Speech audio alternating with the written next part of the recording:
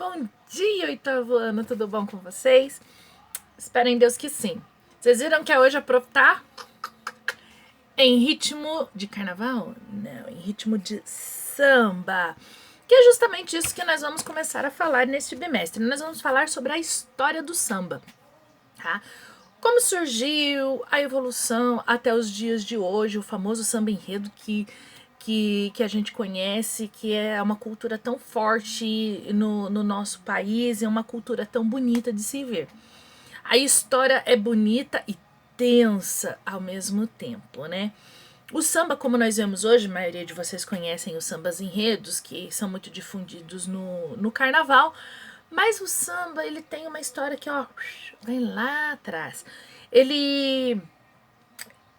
O samba brasileiro, a história dele é muito interessante porque é um misto de ritmos que eles vieram da África, né? Então, até no texto que eu postei para vocês, eu menciono que essa mistura de ritmos africanos juntando com o swing baiano que deu a origem a esse estilo de música mais popular no nosso país e muito alegre, muito envolvente.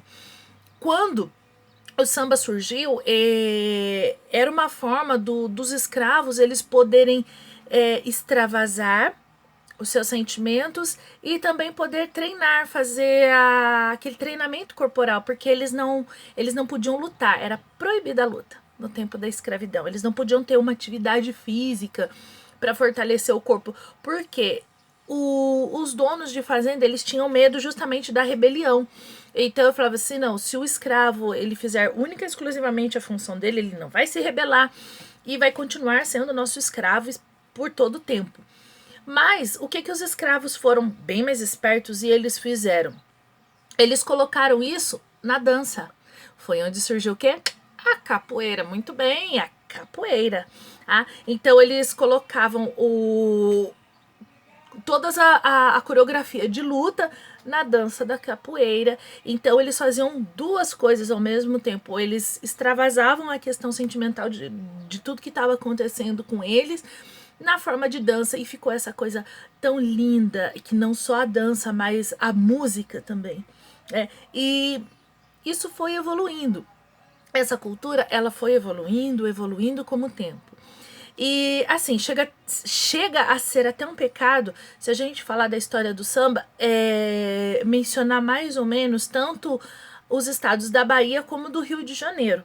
Na verdade, nós temos que falar dos dois estados, porque como vocês sabem, tudo começou lá para os cantos da Bahia e depois o Rio de Janeiro virou a capital do Brasil. Né? E os escravos, né, eles fizeram toda essa trajetória. Então, tudo que eles faziam lá na Bahia, eles continuavam fazendo no Rio.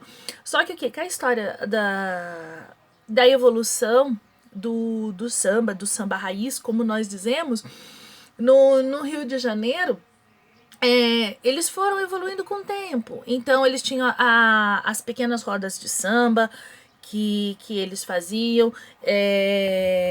No começo, eles não podiam. Então, mesmo depois da abolição da escravatura, com a chegada da Lei Áurea, mesmo assim, eles não podiam ficar expondo a sua cultura, porque era muito mal vista pela sociedade na época.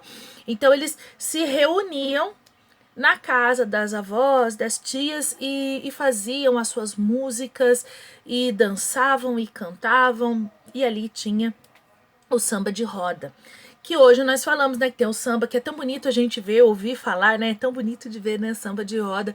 Tem até um grupo muito bacana que chama Grupo Fundo de Quintal, e eles cantam samba todos assim em volta da mesa, porque era justamente mais ou menos isso que acontecia na época, né? Eles se reuniam, tipo, para um almoço de domingo, todo mundo ali na mesa comendo feijoada, que era o prato típico, né? Que era o mais barato que eles poderiam fazer e alimentar um número grande de pessoas. Então eles comiam a feijoada e rolava aquele samba. E uma coisa que é curiosa, né? Hoje em dia a feijoada não é barata.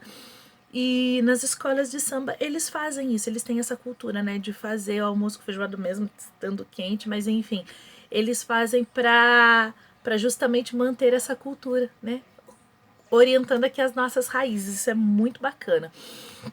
E nos anos 20, principalmente, né, que começou a ter mais essa difusão do samba, começou a ter uma abertura maior, foram onde foi surgindo essas lindas composições que nós vemos hoje. Lindas e lindas e lindas e lindas e lindas composições. E não demorou muito para ser gravado já a primeira composição de samba. A história do samba, ela é muito rica, ela é muito linda, né? E é uma coisa que é totalmente presente, é uma cultura que quase que define o nosso país, o Brasil. E eu deixo uma pergunta para você, ó, e aqui em casa, bom, também, né, se professora de arte, se não tivesse, ia ser complicado. Mas eu queria saber, o que você tem aí que remeta à cultura do samba aí na sua casa? Você tem algum adereço? Ó, a gente tentou aqui fazer um cenário aqui para dar um tchan na nossa aula hoje, né? A professora colocou aqui um adereço. Mas aí, e você? O que você tem aí na sua casa que remete ao samba? Tô curiosa para saber.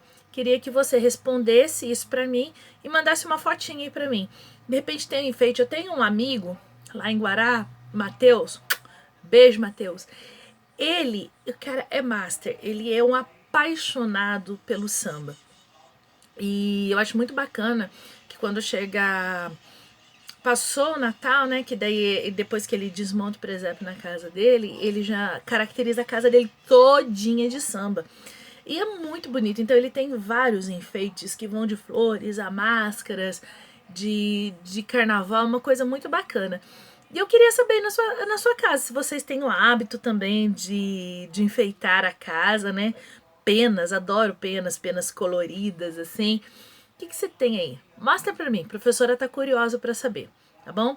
Pessoal, em breve vamos ter prática para fazer, se preparem, e não quero saber de desculpa, porque a professora tá ralando o coco aqui para procurar coisas fáceis, de baixo custo, de preferência custo zero, para vocês fazerem em casa, pra gente fazer a nossa prática.